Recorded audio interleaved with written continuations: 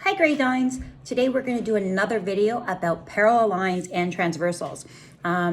It actually can be a little tricky, so I wanted to do a second video to help you again with that same topic.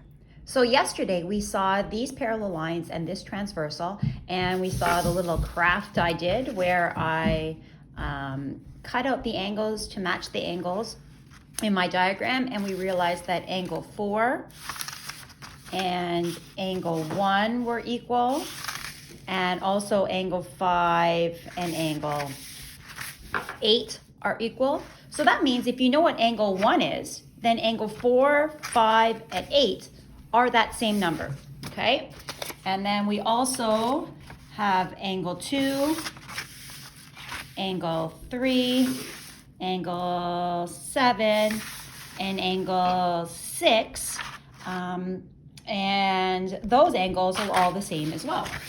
Okay, now the other thing we learned yesterday was that 4 angles are the same, the other 4 angles are the same, and then the angles that are not the same, for example, the 4 and the 6, they might not be the same, but together they make a protractor.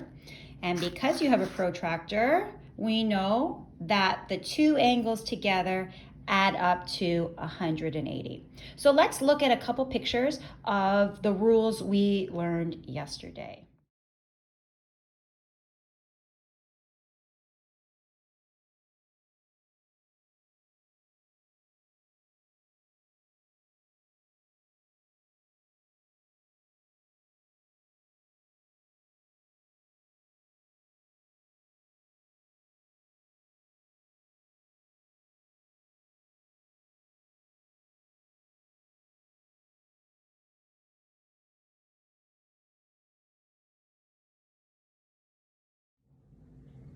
Yesterday, after I posted my video, I had some great emails from some of you students asking me, how, Miss, do I know which rule to use? So hopefully I'm going to try to help you answer that question today. So let's imagine that we have a question with 2 parallel lines and a transversal, and we are given one angle. We're given 81 degrees, and I want to find this angle right here.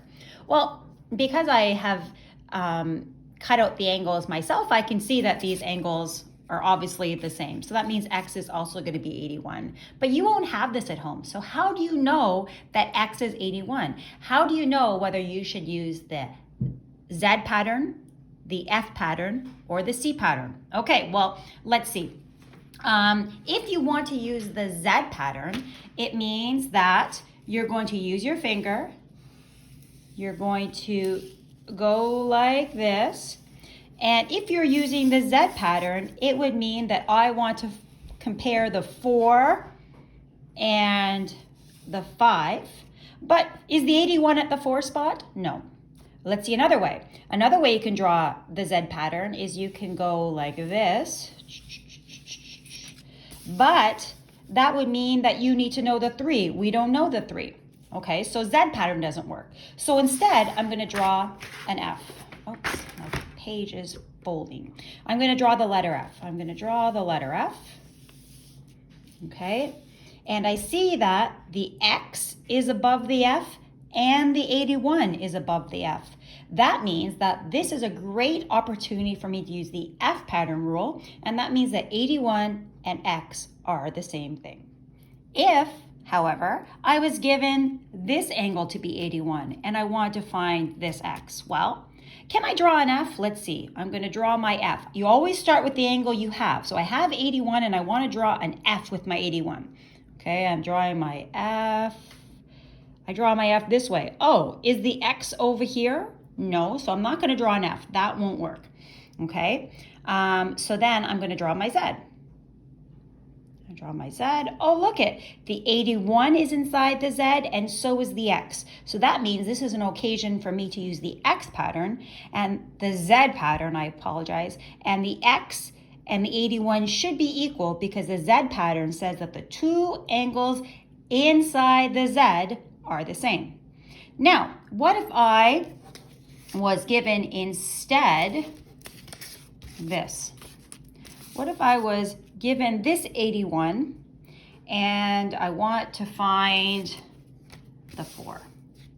Okay, so Z would be like this. Z is 1 in the top corner, 1 in the bottom corner on opposite sides, not a Z.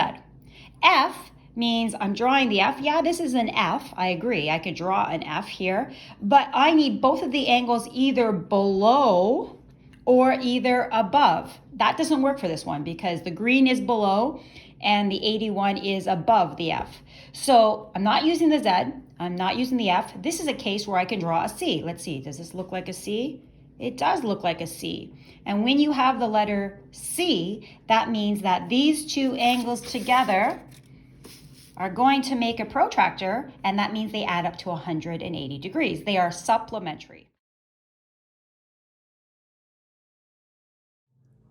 We're going to look at 2A, but I want you to notice that the parallel lines, instead of going across horizontally, are going vertically. So what I'm going to do is I'm going to turn the problem around so it looks more like what we've been looking at so far these past 2 videos.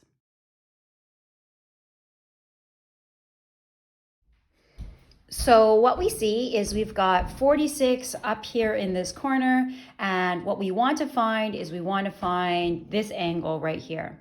So let's see if we can draw an F. I'm drawing an F. An F goes forward over here. Oh, no, that doesn't work because the question mark is not above the F. Let's try drawing a C. I'm drawing a C. Oh, no, that doesn't work either because the question mark is not inside the C. So I'm going to try drawing a Z. Drawing my Z. Oh, look it. I've got a Z. I've got the 46. I've got the question mark. They're both inside the Z. So that must mean that the question mark here is also 46. Now let's just check to make sure. I'm going to take this angle here. I'm putting it over here. Yes. They are exactly the same. So that X is going to be equal to 46. Now, don't forget, we want to be math rock stars. So what you want to do is you want to use the appropriate vocabulary. So we don't want to just say that X is equal to 46 because of the Z pattern. We want to say that X and 46 were alternate angles, and that's why they are equal. So X is also equal to 46. Let's try the next question on that page.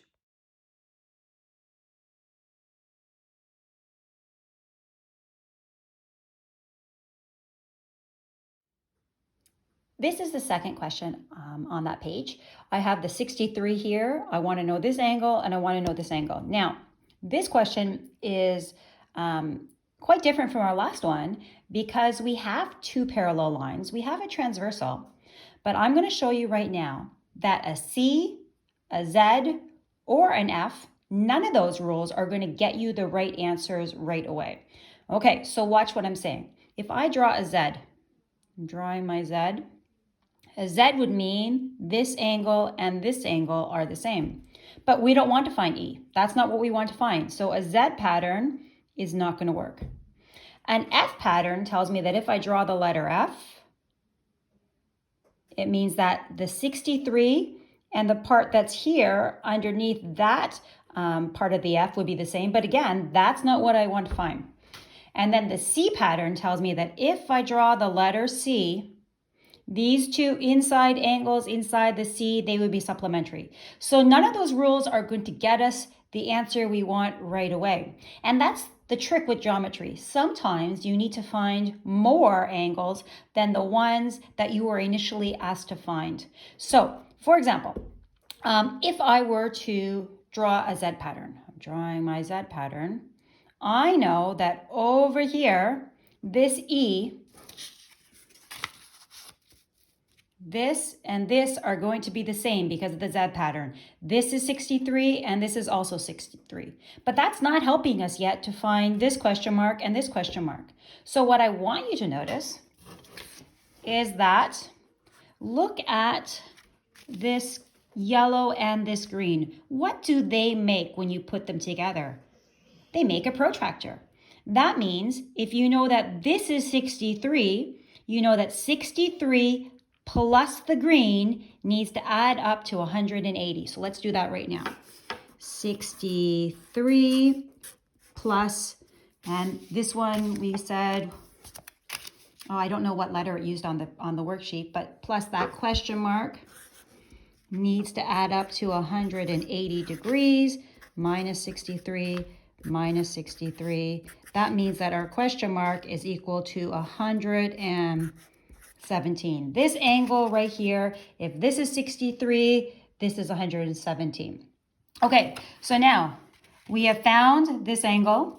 We know that because of the Z pattern, this is also 63. Now I can draw a C pattern. I can see that if I draw a C right here, the question mark and that yellow angle are both inside the C. So that means that they are supplementary. They add up to 180. So that means, remember, so that means the question mark plus a 63 adds up to 180, and the question mark is also going to be 117.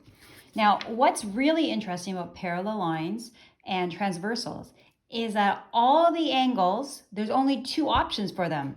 They're all either going to be 63 or they're going to be 117. So if I look at this picture here, this is 63, this is 63, this would be 117, this would be 117, this is 117, 117, that means this would be 63. There's only two options for the answers for angles in parallel lines with transversals. They're either the original angle or they're 180 minus that angle.